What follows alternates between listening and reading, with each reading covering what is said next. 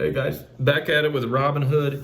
Yesterday I asked you to write a little bit about chapter 2, and we were talking about how Robin Hood and his merry men, they use humor and wit to form friendship. And wit, we said, was that keen, intelligent, inventive language that creates humor. And we see this quite enjoyably, or it's fun when we meet Little John, the way that he and Robin Hood banter back and forth.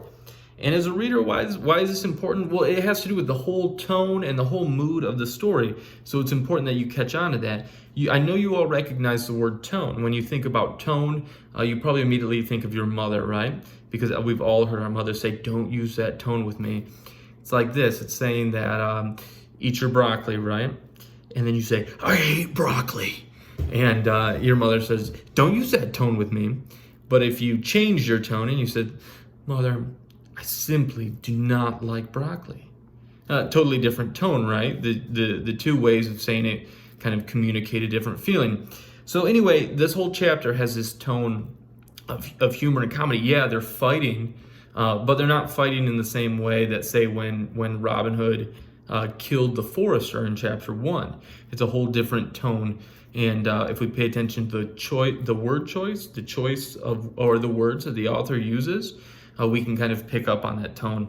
And that's what I wanted you to write about. Find the humor, find the wit, and we'll find the tone of the story.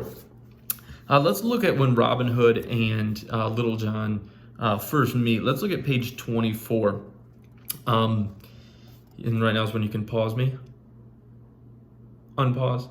And we will, everybody flip to page 24 together. All right. At the bottom, this is Robin Hood. He says, "I do not mind telling you, fellows," said he, "that an archery match would have been an easier way for me. But there are other tunes in England besides those an arrow sings." Then he whirled the staff above his head. "So make ready for the tune I'm about to play on your ribs. 1, 2. Okay, so pay attention to that. The tune, Robin Hood says he's going to play a tune on Little John's ribs with his cudgel, with his staff. All right, think about what that would be like. You know, you can imagine like a xylophone or something, right? Robin Hood says, "You know, I can make music with my bow, right? But I can also make some pretty good music with my stick on your ribs." So in other words, he's going to pummel Little John, and he's going to play a little tune for us on this tall man's ribs. But then Little John roars right back, 3. Like Robin Hood's like 1, 2, and Little John comes at him, 3. So it's getting pretty exciting. They're going back and forth. They're both kind of comparable opponents. They're both at the same skill level, both good fighters, it seems. And then Little John knocks Robin Hood on the head and knocks him off the bridge and into the stream. The illustration in the book is super cool. Check it out. And then Robin Hood's falling in, and his opponent could not, we're on page 27, his opponent could not help laughing heartily, but he also thrust his long staff to Robin, crying, "Lay hold of that." So even though Little John has knocked Robin Hood into the river, he doesn't really show off or show him up or make fun of him. He actually offers him his staff to help him out. So again, we can kind of pick up on the mood of the story, of the tone of the story, that these aren't bitter enemies, but guys with kind of a good sense of humor. Like I said, Robin Hood and his merry outlaws. And then Robin Hood says, "By all saints," he says, that's kind of like saying, like, "Oh my goodness, by all saints," said he, my head hums like a beehive on summer morning." All right, my head hums like a beehive on summer morning. It's a good simile. You can imagine your head humming like a beehive. It sounds like an excruciating headache, right? But it's a good simile by Robin Hood that his head hums like a beehive. All right. Suddenly, Will Stutely shows up, and Robin Hood, even though his head is pounding, he makes a funny joke. He said, "This fellow would not let me pass on the footbridge. When I tickled him in the ribs, he answered with a pat on my head that sent me into the stream." Right? Robin Hood doesn't say, "Oh, this guy beat me up. Get him, Will." No, he says, "I tickled him in the ribs, and he answered with a pat on the head that sent me into the stream." And then Will's about to grab Little John, and Robin Hood says, "Oh no, let him go. The fight was a fair one." So again, we see that Robin Hood has his sense of justice, his sense of fairness, a sense of humility too. He's not too prideful. He's like, it was an equal fight, and he beat me, right? He's not too good to accept that Little John knocked him over the head. And then let me see here, moving along. Here's another one of kind of Robin Hood's witticisms, or where Robin Hood is witty.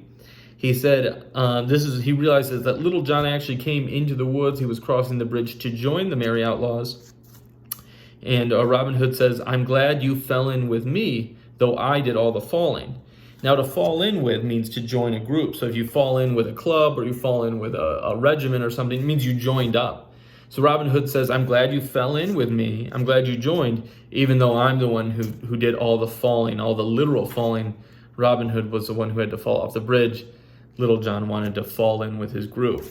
So there's Robin Hood being witty. And then Robin Hood tells him, you can be a part of the group.